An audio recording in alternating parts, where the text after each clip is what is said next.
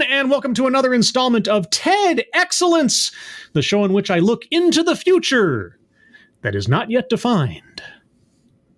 And I come to you live from my Corona bunker on the moon with Dogcat Fox, a Pepperjack, and all of you. Good evening, everyone. Welcome again to Thursday, Temporal Thursday. Yes, back once again into the wonderful world of off-brand TED Talks. And tonight I have a special item, because as far as I know, short of having maybe talked about it passingly on an episode of Lords of the Night or something, this is the first video that I'm aware of I have ever done involving the concept or the subject of the metaverse. And what is the metaverse? Well, I will tell you my current understanding of what it is in a moment. But first, who's joining me this evening instead of over on Ranting Monkey's channel because he's decided to stream at the same time I am? The jerk. Anyway, Magister, hello. Noah Asensio, hello. Evil One, hello. Jaeger Pony, hello. Mike R, hello. Attack Alpaca, hello. Dixie Rose 63, hello. Who else is here? Keever Dam, of course, hello. Jamie Melquist, hello. And then the chat jumped because, of course, it did. Dylan Farnham, hello. And Matt Barnes, hello. Enigma 500. What happened to the other 499? Hello. Brittany Holland, hello. Bridget, hello. Lurking Gopher, hello. Payar D. Bayar, hello. Ryan R, hello. And let's see, who else is here? Who else? Roger Reynolds, hello. Non-Vitae Rex, hello. And I think that's everybody I see. If I've missed you, I apologize. If you're lurking, hello. If you're in the future, hello again.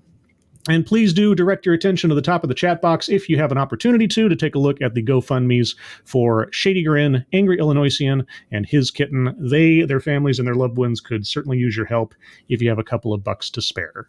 So, with that being said, the metaverse.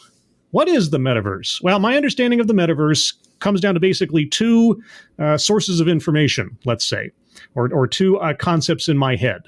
The first is the pie in the sky, perfect world, this is what we want it to be idea of the metaverse. And that is, think Ready Player One, right? The Oasis. You put on your goggles and your gloves and your suit or whatever, and you log into this vast, endless digital landscape where you can do anything and be anything and live a whole separate life, a whole second life, if you think about it. So there's that, or like the Matrix, that kind of thing.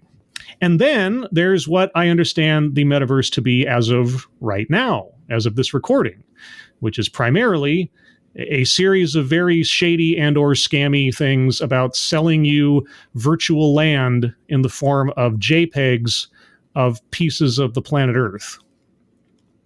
I'm not kidding about that. If you have no idea what I'm talking about, I won't go into all the details here. So thus, I recommend you check out a YouTube channel called Kira TV, Kira TV. Kira, great content on his channel. He started out reviewing MMOs in a very deep journalistic way. And then I think just by dint of what they are, that coverage merged into, at times, talking about the metaverse or the various metaverses out there, because effectively the metaverse, as described, is a glorified MMO, more or less. But it doesn't exist yet, or at least it doesn't exist in the way that they've been promoting it or talking about it, at least as far as I know. Truth be told, I haven't done a whole lot of research onto it, which is why I want to look at this video for two reasons. First off, our speaker is apparently an employee of Accenture, one of my favorite companies insofar as their diversity and inclusion program, but also because, well, the title. As with so many other TEDx's, the title drew me in. Leadership and the Metaverse Facing the Next Frontier. Now, I don't know what he means by leadership, which is kind of why we're going to watch this video. Does he mean like being a leader in the metaverse? Being a leader in something that doesn't exist yet? Is he talking about being a leader in creating the metaverse? Don't know. But I guess we will find out together. A couple more hellos, and then I'll jump into this. Tier Alexander, hello. Tall Person, hello. Neon Leon, hello. Poker Pierce, hello. Shell D, hello. Megan Ring, hello.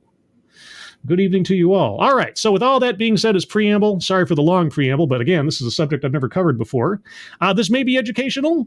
This may be ridiculous. I guess we'll find out. Bingo card tonight is bingo card C. C as in conundrum, I guess. Whatever. If you'd like to participate in the poll that decides the bingo card each week, be sure to follow me on Twitter. You can see it there on the screen or in the description, or just put in @scribe_light and follow me on Twitter. Simon Willikins. Hello. All right. With all that being said, I'm going to start off with a few seconds for sound test. This one clocks in at just under 13 minutes. Let me know if you guys can hear this, and then we will proceed. When I started my consulting career uh-oh. Are we already going to get a sales pitch for a product or service? Is this going to effectively be a sales pitch for the metaverse? I guess we'll find out. And given the fact that it is a subject that is far afield from anything that I've looked at before, really, I wonder if we'll even get a bingo out of this. I suppose we'll find out. Everybody hear that okay? Let's see.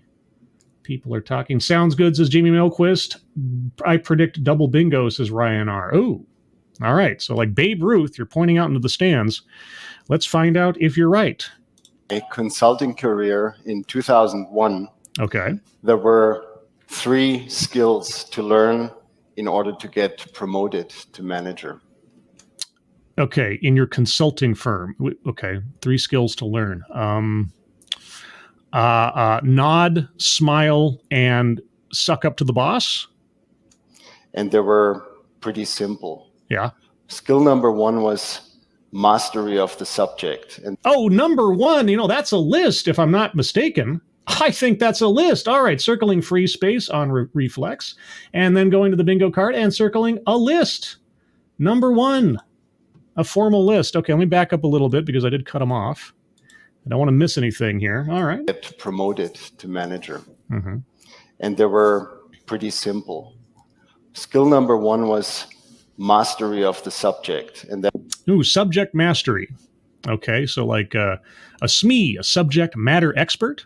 In my case was project management.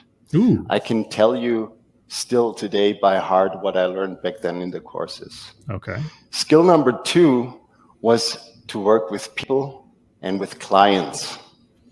Do you have a choice in a consulting business? Because conceivably you are consulting with humans who are paying you, which makes them clients. Is that an optional skill in a consulting business? What? Thank you in human form very much. Happy National Rotisserie Chicken Day. Tall person, someone has usurped you in functionality on this show. I think there needs to be a battle. Maybe not a rotisserie battle, but a battle of a kind. Happy National Rotisserie Chicken Day. When was the last time I had a rotisserie chicken? I couldn't say. But now I'm smarter for having known that. And just so you're aware, for me, yeah, you have stepped into some very, very personalized territory there, of informing me of a national day. I'm just saying, tall person's coming after you now. I just know it. Thank you so much. All right, so you have to interact with clients and people, or people and clients. Okay, and what's number 3? And it had to do with interpersonal relationships. It had to do with direction versus delegation. And it also had to do with cultural acumen, bridging an international network.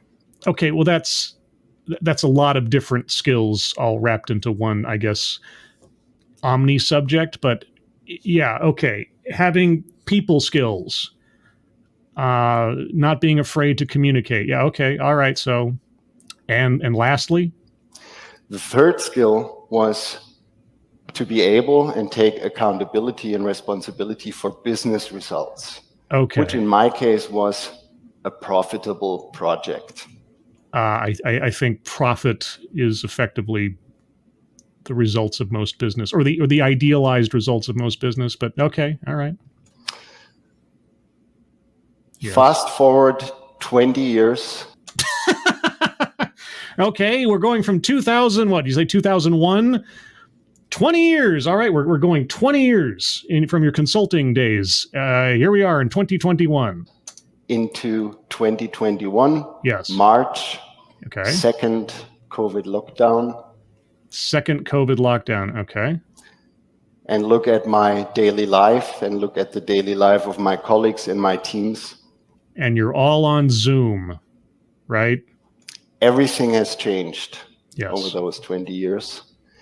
A lot of things changed over the 20 years, yes. But I think some more drastic changes took place in the year previous to where we're at now, March of 2021. But okay. And I found myself in a situation where I had a transactional job, where I engaged with teams and clients on a 30-minute basis, sometimes 20 video calls a day, interacting with them on a basis of come and go. Yes, that occurred within a year's time, not over 20 years, but yes. Okay. A lot of us ended up doing that. And those of us that couldn't do that either, went to our jobs or, depending on the circumstances, were let go from our jobs. You're fortunate to have kept your job, even if it was only 20, 30 minutes on a transactional basis. Did that make you sad? Were you still pulling a paycheck? It was at that time when we as a company and I as a person understood that the leadership skills I learned back then were not enough anymore. Why not? Why? You lose your ability to be a leader because you're making phone calls effectively? Okay. And something was missing. Yeah. And it was missing, obviously. Yes. People left their jobs. People took leaves of absences, and people actually fell sick because the intensity of work and the intensity of the interactions, powered by platforms that allowed a visual contact but still were telephone type of conversations, just wore them out. Okay, I'll go along with it for a moment. Okay, people were starving for personal interactivity and were suffering cabin fever. I mean, I'm sure a lot of us were, and those that had to work remotely in that way probably weren't all enjoying it, especially if you're used to being able to move around and talk to people. And okay, all right, I can see that.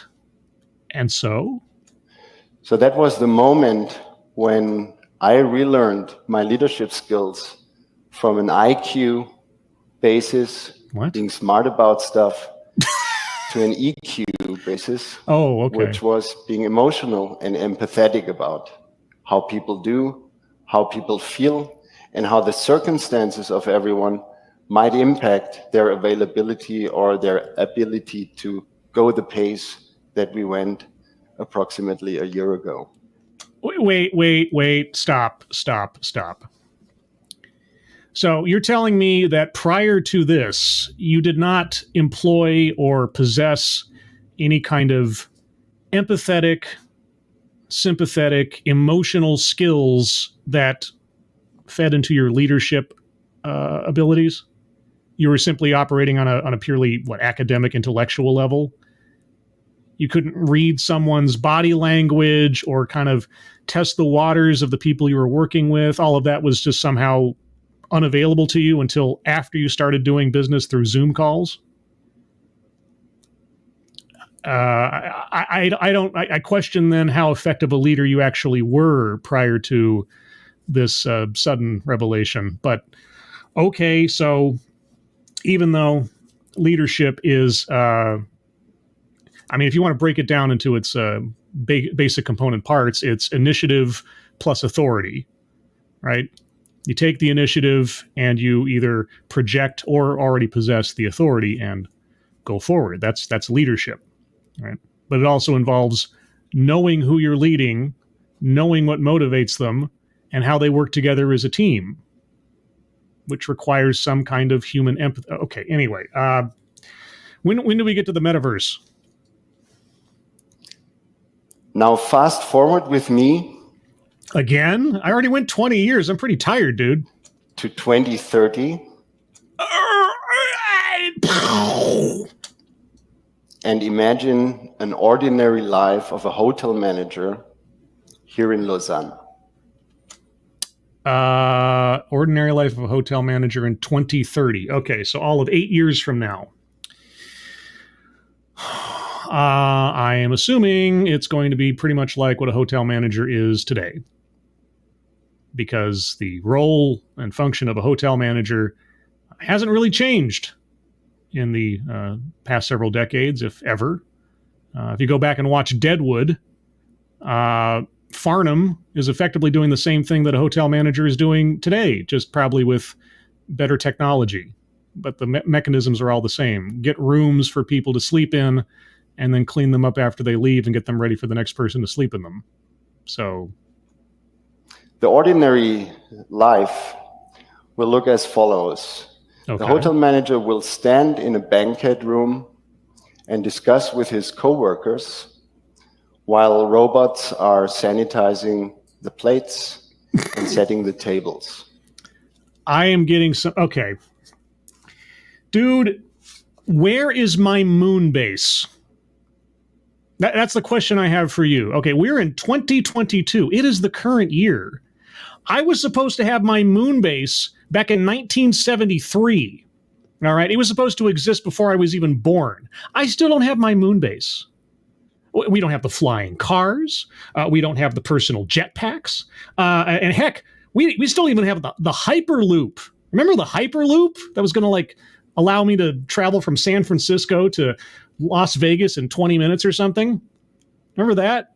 It's still not here. It's still not a functional thing, even 10 some odd years onward from the promise. Yeah. Okay, so in 2030, robots will be sanitizing the dishes. You're not going to have a guy doing it who's making minimum wage in a washroom somewhere doing a dishwashing. You're going to employ expensive artificial intelligence robots that have the propensity and the possibility of breaking down doing that. Sure. Suddenly, a holographic assistant, it's his assistant, appears next to him.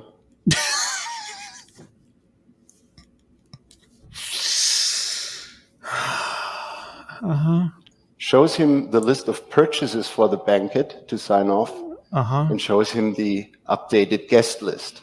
In 8 years' time, a normal hotel manager is going to have a robot cleaning force and a holographic personal assistant. Okay.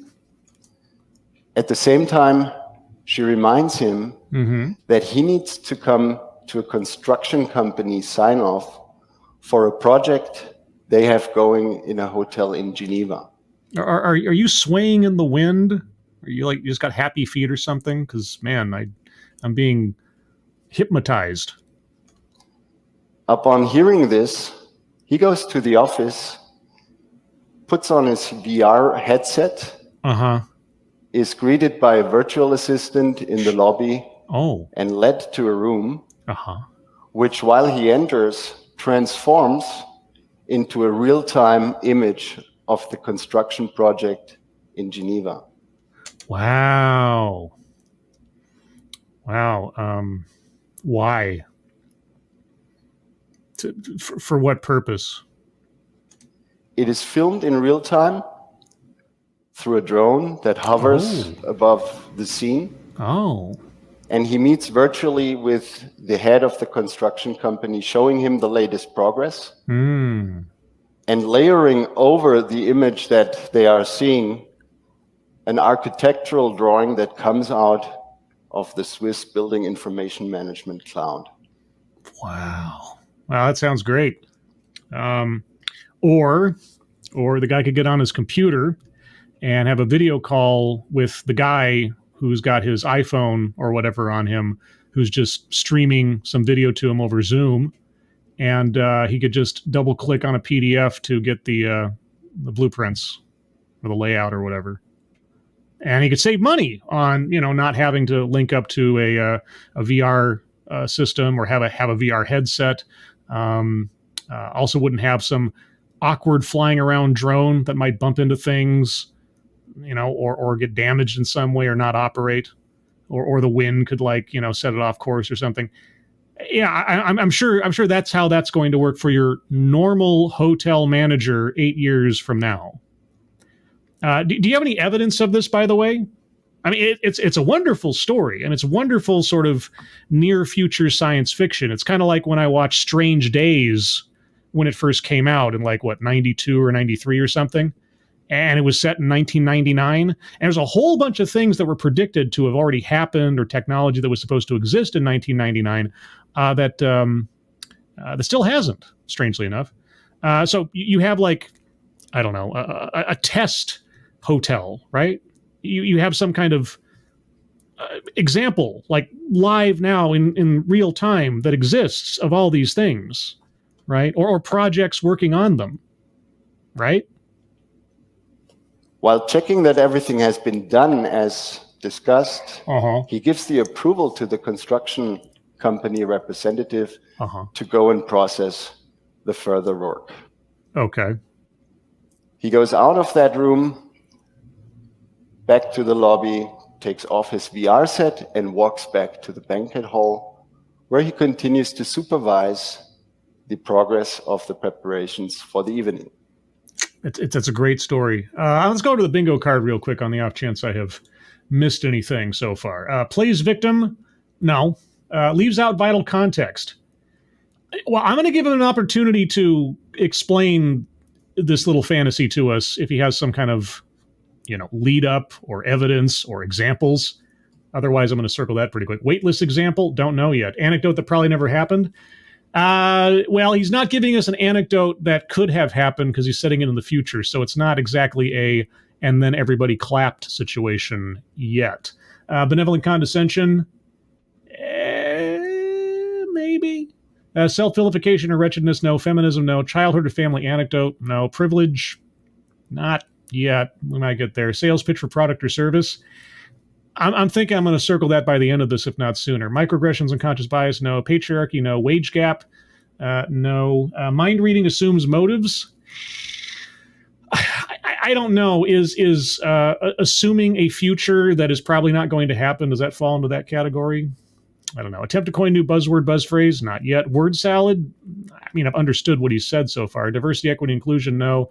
Marginalization? No. Contradicts own point or argument? We might get there. Systemic, institutional? Maybe. White supremacy? No. Argumentative non sequitur? Not yet. And collectivizes own demographic? I mean, I guess he was... the demographic of people working remotely and having to do a bunch of what would otherwise be interpersonal stuff, but doing it over Zoom calls. Yeah, you know what? I'll take that. I'll take that. Given the strangeness of this subject compared to the usual, I'll take that. So circling collectivizes own demographic. So far, free space, a list, and collectivizes own demographic. This scenery that I'm talking about has to do with platforms. Yes. And it has to do with platforms that are emerging and developing today. Really? The holographic personal assistant. Tell me about that one. Because I think I've even mentioned before. Where's 3D TV? Wasn't 3D TV supposed to be a thing by now? Didn't I see that in some kind of showcase nearly 10 years ago now, and it still hasn't happened? I'm talking about the Metaverse. Yes. Or I'm talking about what we at Accenture call the Metaverse continuum. What we at Accenture call, I'd say that's an attempt to coin new buzzword, buzz phrase, as well.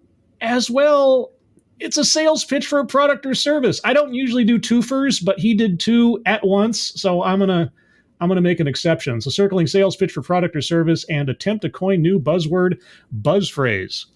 What was this again? The Metaverse what? To call the Metaverse continuum. The Metaverse Continuum. Oh, okay. So you add an extra word to it. And now it's your branded thing. Okay. Well, how does Accenture's Metaverse Continuum work, and where is it? What's its status right now? It is a continuum of technologies that span from digital twins, artificial intelligence, holography, data analytics, blockchain, up to virtual reality and real-time interaction. Wow, where is this? At what stage of development is there? Wow, it sounds like, as I said before, it sounds like a glorified MMO. And as we all know, MMOs are perfect systems with no problems or exploits or any other issues or connection problems or server problems. And if you can imagine what is effectively an MMO times 1,000 in the metaverse, certainly there will not be the same multiple of problems. But I can't wait to hear how they've addressed that potential inevitability. And they will determine how our work looks in the future and what kind of experience we can create for ourselves, for our clients, and for our teams. Okay, so what stage in development is Accenture's Metaverse Continuum? In other words, the developments we're seeing that will confront us in the next 10 years will be the replatforming of the internet into an experience space in which we can freely move and create experiences based on all the power of digital technology that's conceivable today. Really? Really?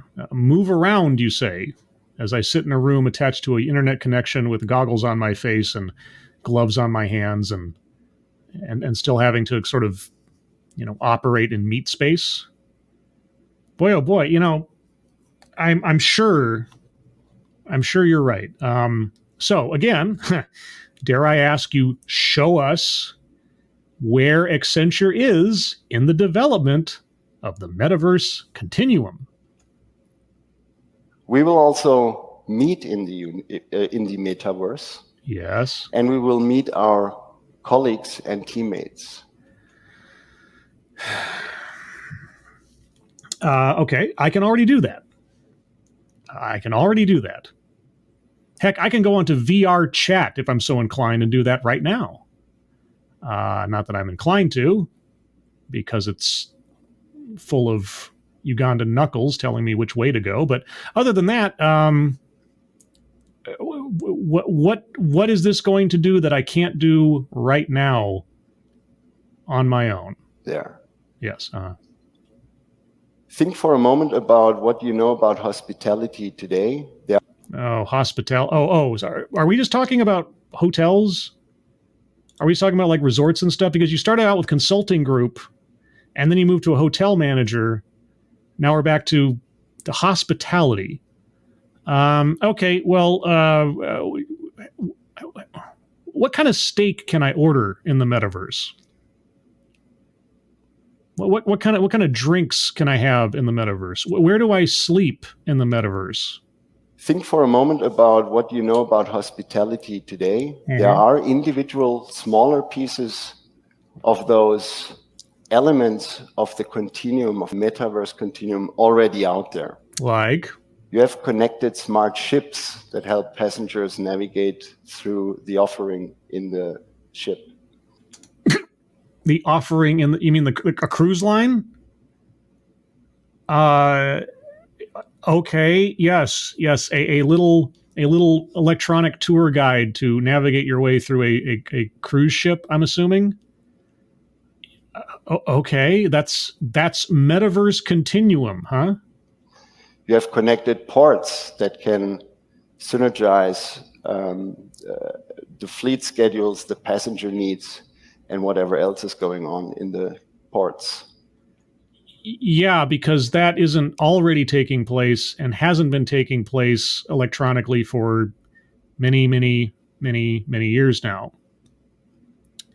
They had organizational computer systems like that back in the 80s, right? I mean, certainly they weren't nearly as good as they are today. FAA. But so, yeah, okay. I guess the future is now. You have resorts like Vail in Colorado, yes, who have decided to put their entire resort as a digital twin into the metaverse in order for future guests to get real-time feeling and understanding of what Vail looks like and what they can do there. You mean I can't do that already with photographs and promotional videos? I need to own a headset and various other equipment to log in and watch or walk through a virtual reality simulacrum of a hotel. Why? Why? They couple their seasonal planning to data which they extract from meteorological data sources in order to plan better for artificial snow.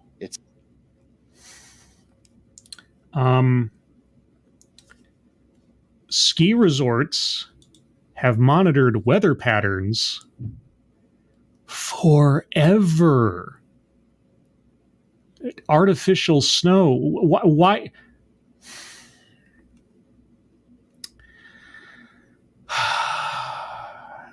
You're doing a very poor sales job here, dude. Very poor sales job. See, here's the thing. Since I'm assuming now that we're more than halfway through this thing, I'm assuming you're not going to actually give us any kind of visual aid presentation on where Accenture is in developing this metaverse continuum. So what you really have to do when you're offering something like this, and granted, now, just full disclosure, I do not have a sales or marketing degree. I am a novice at best at these things, but what little I understand is, in order to address a problem or deficiency, you have to describe that problem or deficiency. And then if you have a product that is going to answer or, in fact, ascend over the current offering, you have to describe that too. What is the value add of anything you're describing as compared to what someone could do easily right now? Right? I mean, improving network systems so that ports can be more efficient, improving personal PDAs on a cruise ship so that someone can more accurately navigate it, let's say. Those kind of things, yeah, sure, okay, but that's just building on what already exists. You're talking about something completely separate. So when do we get to the part where you convince me that this is something I will not only have to do, but need to do? You have to make me need to do this. You've got just a few minutes left. Sources in order to plan better for artificial snow, etc. Mm-hmm. By doing that, they plan to extend the season in Vail by 25% in time duration. But you mean without the virtual reality thing? Because the virtual reality thing had nothing to do with... They plan to? So wait, weather forecasts and when not to use artificial snow is something new? I don't know how artificial snow works. I do not know how a resort in Vail, Colorado handles its business. But is he meaning to say that figuring out when to employ artificial snow based on meteorological data is now something they're just deciding to do all of a sudden? Now let's think about the implications for us and for us as individuals. That's kind of all I've been doing here, sort of. The metaverse will allow and also enable digital twin representations of ourselves.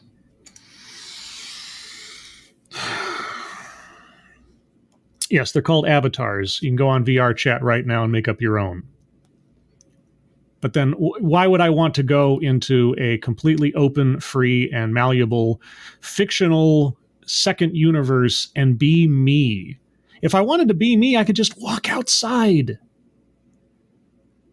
And if I had to give this guy a superhero name, I'd just call him Metronome. I think you can understand why. As in the example I mentioned earlier, we can appear as holograms at any point in time in actually physical space, not only in the virtual space. How? They're going to be holographic projectors functioning in daytime everywhere? Really? Oh, okay. So can I just project myself onto a street in Beverly Hills because I want to? Really? Okay. You see, most of my knowledge about how, functional human-shaped holograms work comes from Star Trek, if you can believe it.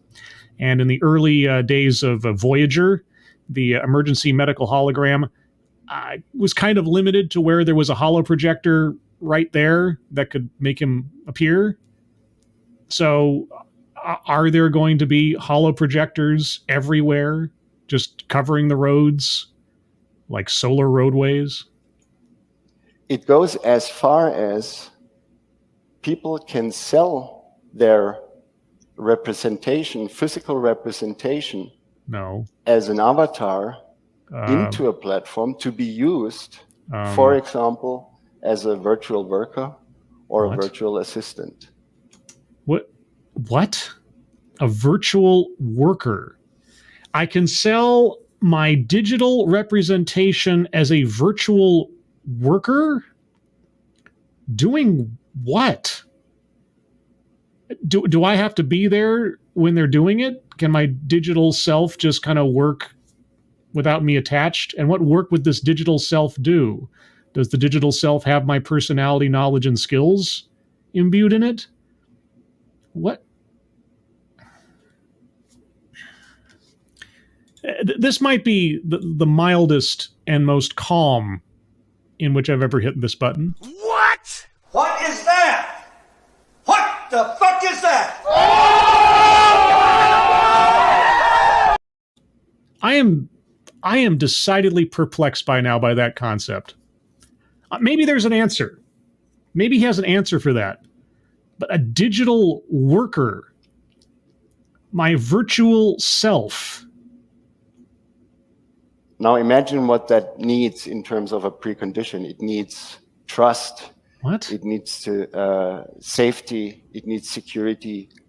It is all going to be powered by blockchain technology. And you will be able to decide for yourself whether you trust or not into the company or the enterprise that you sell your avatar to. And I can't do that now. Sell my avatar into my avatar. Why would anybody want to buy my avatar? They can just generate their own, right? I mean, what's so special about my avatar that a company with the money to do so can't just set up a program? I mean, and this is me assuming that somehow avatars end up becoming workers in some way, shape, or form. But let's just assume that's the case for a second. If an artificial individual can do a job in an artificial space, why would a company pay me when they can just digitally generate their own? They can set up a program that creates a unique sort of NFT style sort of worker, and they have their own. Why would they waste the extra money on me? What makes my avatar valuable? How do you manage that? How does that make any sense? What are you talking about? Now, what does that mean for leadership? I have no idea, because you've basically taken the whole idea of people being involved directly with other people out of the equation. Holograms, digital avatars, sitting in an office, not actually interacting with people. That was your complaint at the beginning, wasn't it? That you weren't actually talking to people, that everything was very transactional. Do you think things are going to become less transactional in a wholly digital space where you don't even have to be there. You can have your AI holographic personal assistant take notes for you. You see, this is the problem with your presentation. You presented a conundrum, right? A situation where you had to work remotely in an industry that, classically speaking, involves interpersonal interaction. And now you're trying to sell a solution to that as less interpersonal interaction. Today and in the future, the leadership skills that we need to adopt are going to be much more technology intensive than they have ever been before.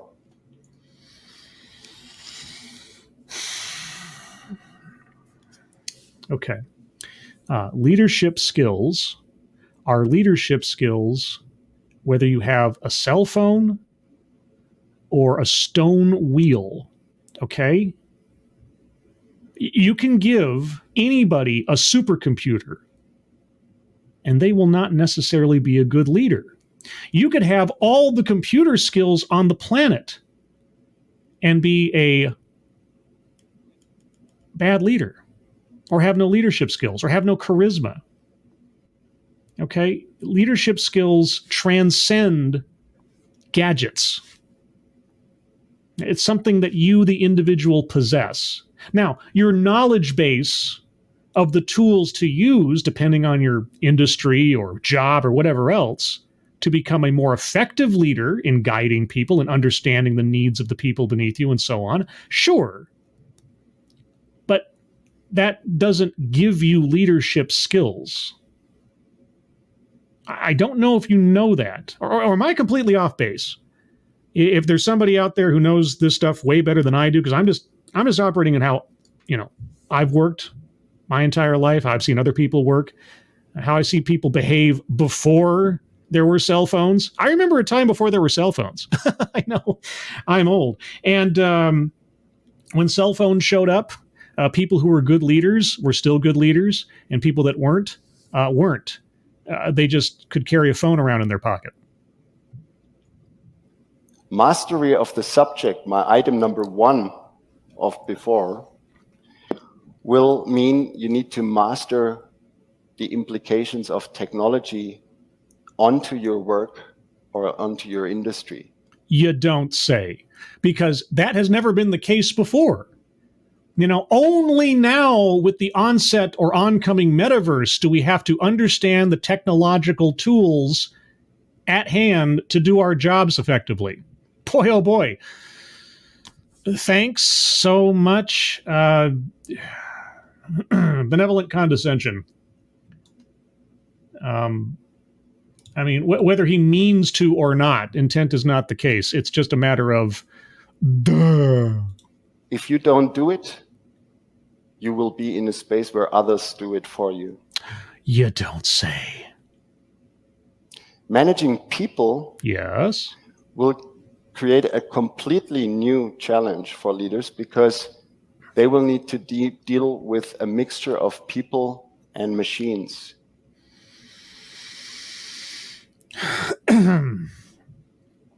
I hope you're talking about things like personal computers or, I don't know, an auto press in a factory or something. You're not talking about artificially intelligent robots that clean plates for you in your hotel, right? It's the human and machine interaction and distinction that will play a big role for future leadership, and the ability to navigate the human and machine interface is going to be at the center of exerting empathy towards the physical teammates that are still going to be around and that will still have their jobs. Really? Well, because, if I've got a virtual personal assistant, I don't need a personal assistant in real life. If I've got robots cleaning and sanitizing the dishes, I don't need a dishwasher. They're still going to have their jobs? Are you sure about that? Go on. Creating business results will move away from economic profits only. What? To delivering responsible business results. Yes, because corporate principles and morality are just a completely alien concept in this day and age. Boy, oh boy, man! Remember when? Maybe many of you don't. Remember when a whole bunch of companies decided to divest themselves from South Africa in order to protest apartheid? Right? Remember when companies took a moral stand on something? Boy, did they have holographic PDAs back then?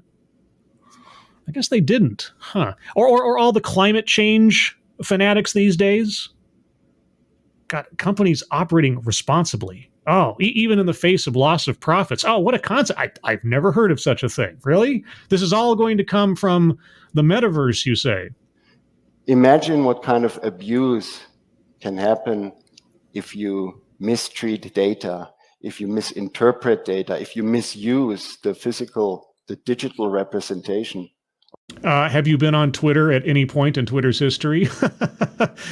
What happens if you misrepresent data, misuse data, right? Try to suppress data, let's say. Oh, boy, I can't imagine. Boy, this is all such a revelation. Thanks.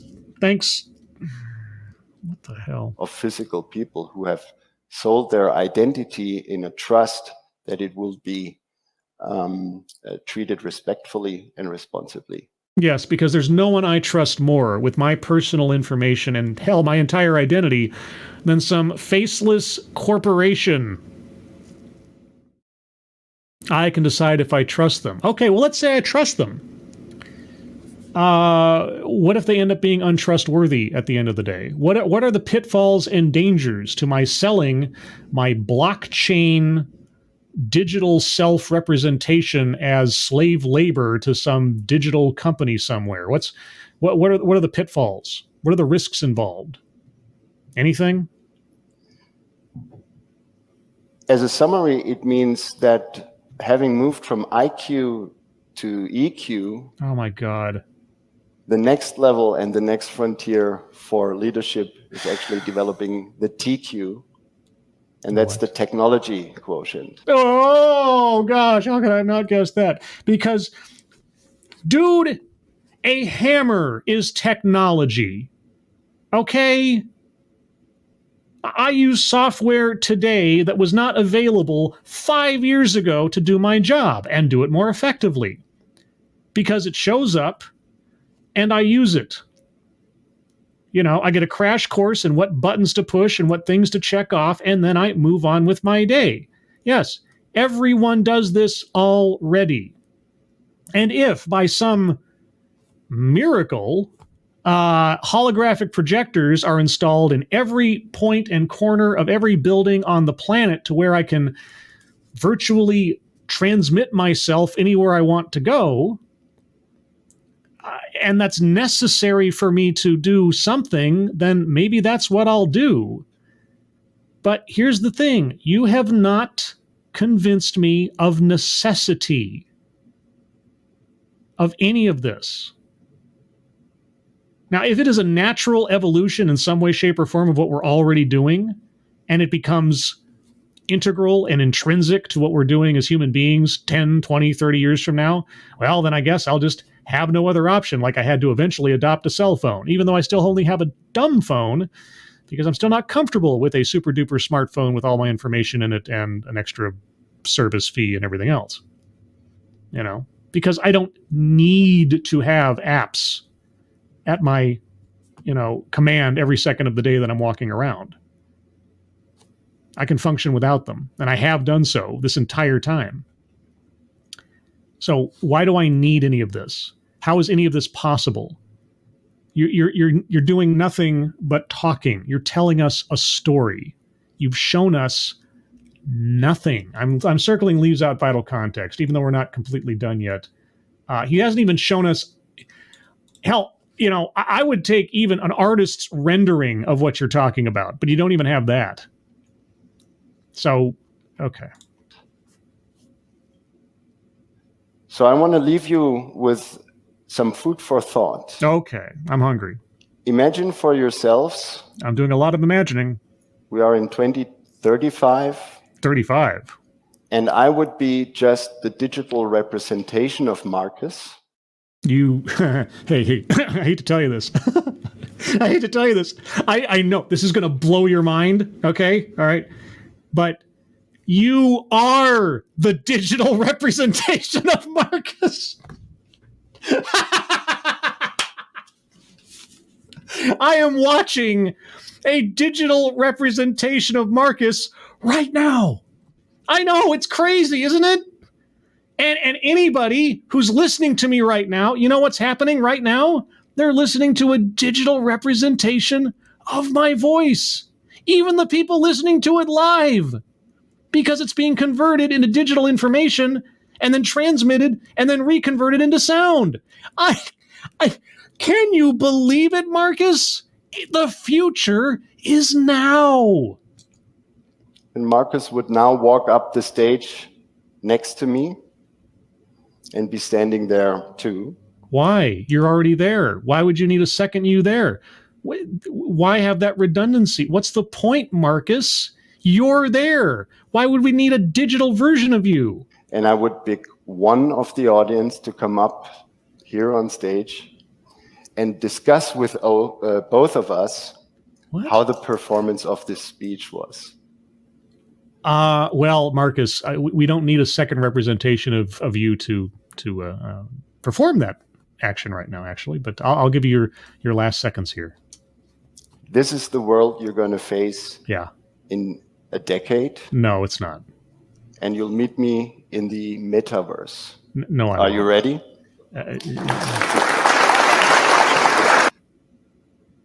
That was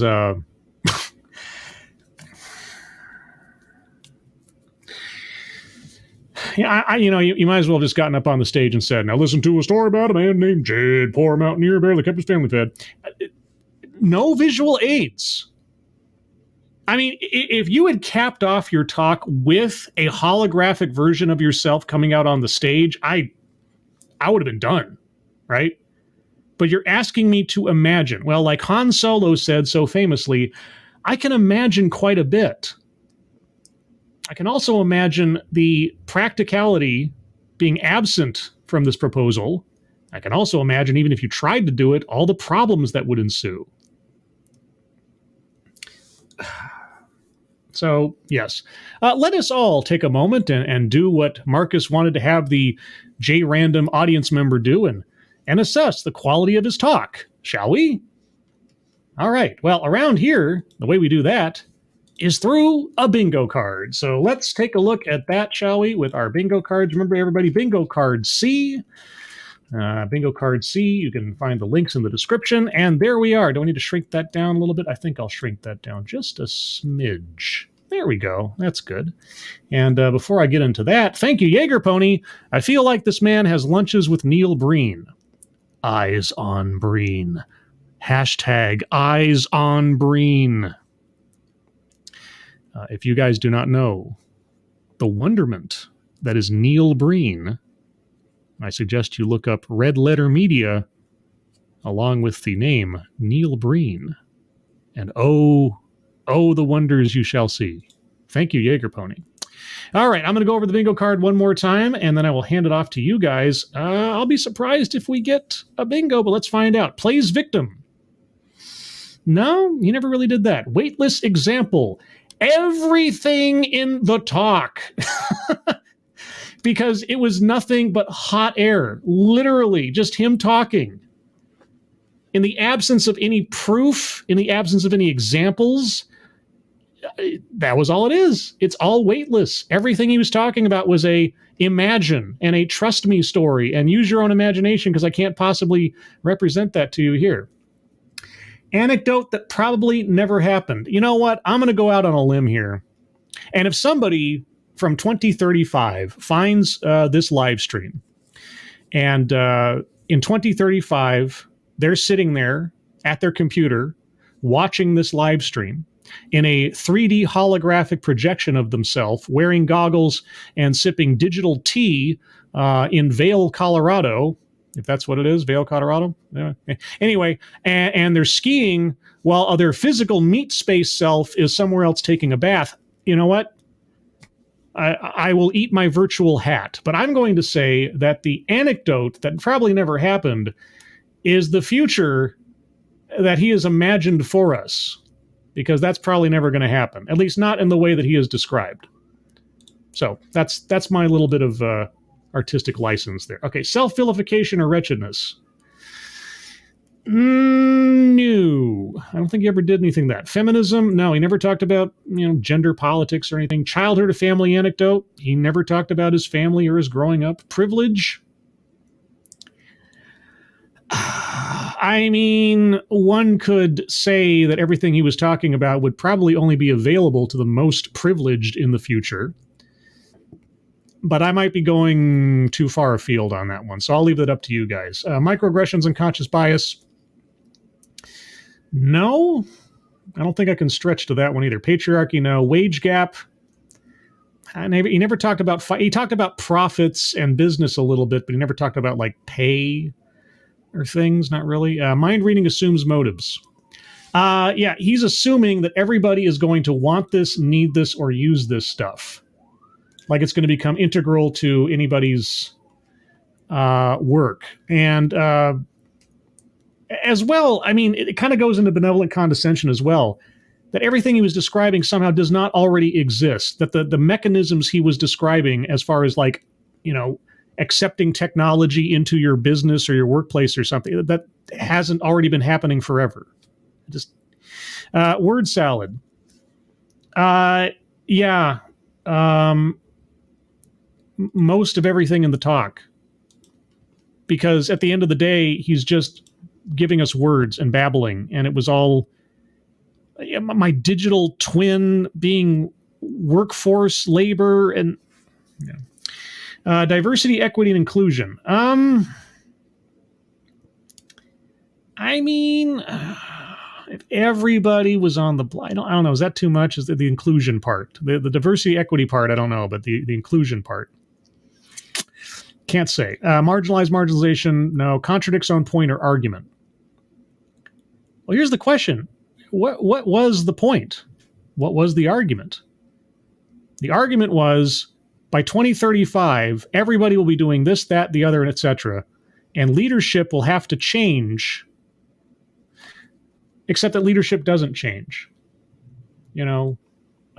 Taking on new technology that makes your job easier or is necessary for you to do your job is not a new thing. That's not a revelation. Leadership skills are either naturally born or learned. They don't change fundamentally just because there's a new gadget out there. Either you can lead a group of people into doing a task and completing a task, or you can't. You're an effective leader at distance, or you're not. You might have to modify your skills based on the circumstance, but either you have those skills or you don't, whether it's 2035 or 1935. And so, consequently... Ooh, that's a bingo! Right? Yeah! We have our first, perhaps only, bingo. Systemic institutional. Well, he was talking about, systems integration and networks and hotels and hospitality. So I guess as an institution, sort of. I'm stretching here a little bit, but I don't think I'm too far off base. And given the fact that we've got so few squares otherwise, white supremacy, no. And argumentative non sequitur. I mean, how many things did he bring up but never explain or never touch upon again? He kept vacillating between talking about leadership skills, but then talking about various specific technologies that would be employed in the future. So, yeah, I think since he couldn't decide what he was arguing for, everything was a non sequitur to itself in a way. But okay, so there's the bingo card as I have it. If you have arguments for squares to be circled, please put them in the chat now. I'll scroll up a bit to see if I missed anything exciting from you guys. And I'll try to say some more hellos as I come across them. ARC 120, or 120. Boy, am I getting aphasia here or something? ARC 210, what did I miss? I don't know. You have missed the war. What line does that come from? I don't know. Dylan Farnham, LOL, please tell me he just gave that speech at Davos last week. Was it date stamped? Usually they're date stamped. I didn't see it. It was posted to TEDx's page just yesterday or the day before, so that doesn't tell me much about when, but he was obviously talking about at least since March of 2021. Let's see. Ryan R. Companies probably hire people just because they have the Klaus Schwan accent. I don't know who Klaus Schwan is. Is that a character or something? I'm showing my boomer. Payar di Bayar. Is Italian gesture fitting for the situation? A little bit, I think. Let's see. I'm going to say word salad is a free spot. Yeah, no, word salad. Yeah, we got that one. Ebony Williams, hello. Dylan Farnham, I agree. And you agree? I agree. Ryan R., we will still be arguing over drag shows in kindergarten classes on 2030. I hope not. Dylan Farnham, white supremacy because he gives strong Third Reich. No. Oh, no. Kiever Dam, breaking, shooting in my town. Yeah, you are safe. Yes, Kiever Dam. Okay, well, I'm sure we'll find out about that shortly in the real world. And Viror of Ashmedai, I'm surprised that Rambling Nonsense made a bingo. I mean, I might have been a bit generous in a couple of spots, but I don't think so. Fundamentally, yeah, he was making a whole bunch of assumptions about things. He was naming a specific product. He was talking about very basic concepts of just humankind as though they were new ideas. Yeah, I think I was fairly fair there, all things considered. Kiever Dam, yes, I'm safe. I'm glad. Well, guys, I don't see any other arguments for squares to be circled, and honestly, given the subject matter, I'm not surprised. Real quick, T. Alexander, there was a scribble that played a game and bingo was its named. BINGO and bingo was his name-o. There was a farmer, had a dog, and scribe was his name-o. SCRIBE, SCRIBE, SCRIBE, and scribe was his name-o. Yeah, okay. I'm not going to win any awards for that one. Anyway, guys, I think I'll call it there. Wait. Poker Pierce plays victim due to the woe is me attitude with Zoom meeting while still being employed only to contradict. Oh, Poker Pierce, that's great. And I'm not being facetious. That fits. I completely forgot about it. Yes, you're correct. I'll do my best Ed McMahon. Haha, you are correct, sir. And with that being said... Bingo. What? Of course! We have a second bingo. Oh my gosh, pulled out of the fire. Pulled from the jaws of wrapping up by Poker Pierce. We have our second bingo. You are correct, sir. Thank you so much. Good one. Evil one. Four corners. We don't play four corners here. I never played that in real life and not here. If you'd like to, by all means. But hey, I think certainly that might be it. I think everything else is not really covered specifically enough to make any more bingos. So, yeah, and Ryan R. with the Babe Ruth move, 2 bingos. You called it. A gold star to Ryan R. But with that, everybody, I think I will wrap it up. A couple of programming notes. First and foremost, I appeared on a podcast talking about Lovecraft in media, as in H.P. Lovecraft. It was on the Christopher Moonlight YouTube channel, or you can go into YouTube and type in Quantum Dread live stream, and that should pop up with a little red thumbnail and a skull-faced guy with like tentacles coming out of his face. I had a really interesting conversation with Christopher and Joshua Milliken. They're both writers and or filmmakers, depending on the day, about H.P. Lovecraft. And I was afraid the fact that I was literally the third wheel between two guys who were like professionals in their industries, I was afraid I'd have nothing to say, but I think I did okay. I was kind of nervous, but hey, worked out all right. And I may appear again on his live stream podcast deal in the near future to talk about Stranger Things. We'll see. So there's that. Look for that. As well, I am also doing reviews of the Obi-Wan Kenobi show, much to my continued pain and chagrin. But those will continue throughout the series until it's done. And you can find those now every Wednesday, and I'll do them live in the morning on Wednesdays. And always, as always, on Sunday at 8 a.m. Pacific, 11 a.m. Eastern, you can find me here for the Sunday stream where I will do a thing on a stuff. Don't know yet. Usually figured it out on Saturday. And as always, you can find me here again next Thursday at 6 p.m. Pacific, 9 p.m. Eastern for another edition of TED Excellence. And we'll take a look at another off-brand TED Talk for information and enlightenment. I call it enlightenmation.